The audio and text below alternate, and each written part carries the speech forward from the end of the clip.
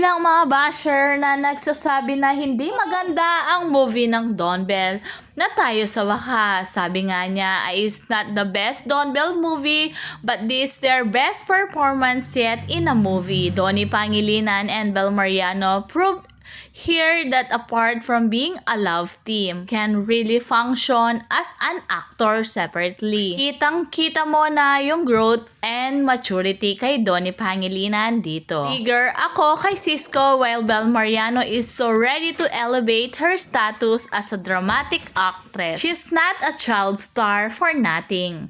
I'm so happy to see their maturity. Nagulat ako sa kissing scene ng Don Bell. Is truly the anchor of the movie. Their chemistry is giving, plus the acting. Direct Cathy Garcia really knows how to direct her actors on how act properly without being too performative. Hindi ko nakita si Bel and Donnie dito, but it's Cisco and Cheska. Sabi nga niya sa dulo, if you're a Don Bell fan, this movie is for you. This might be their last movie together for now, and you really deserve to watch their best acting performance.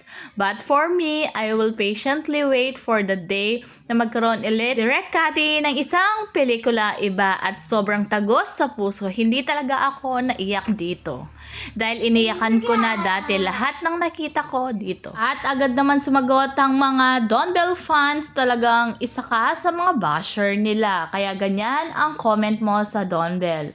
Dahil napakaraming ang nag-rate ay nagustuhan ang performance ng Don Bell dito. Talagang matured na matured. Talagang ratings nga nila ay 10 out of 10. Pero sabi nga nila, dahil basher ka, talagang bababa mo ang ratings ng dalawa. Sabi nga nila, at least nanood ka, kahit isa kang basher. Dahil ng isang araw ay nasa Casa Donato, sina Bel Mariano at Direct Cathy at iba pang ABS-CBN artist at producer. At doon nga sila natulog.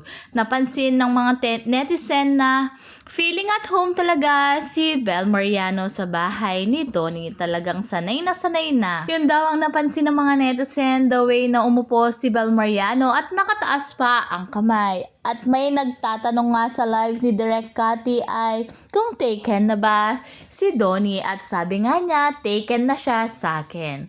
At tinanong naman kay Bel kung taken din siya, at sabi nga niya ay taken rin ito. At namataan sa live, sabi nga nila sarap naman talagang pakinggan kapag nag-baby talk sila, napaka-sweet. Paano kaya kapag silang dalawa lang, no? Hindi siguro makahindi kapag si Bel nagbe-baby talk. Sa healthy relationship talaga silang dalawa. Kasama din si Piolo Pascual sa Casa Donato at nung premiere night.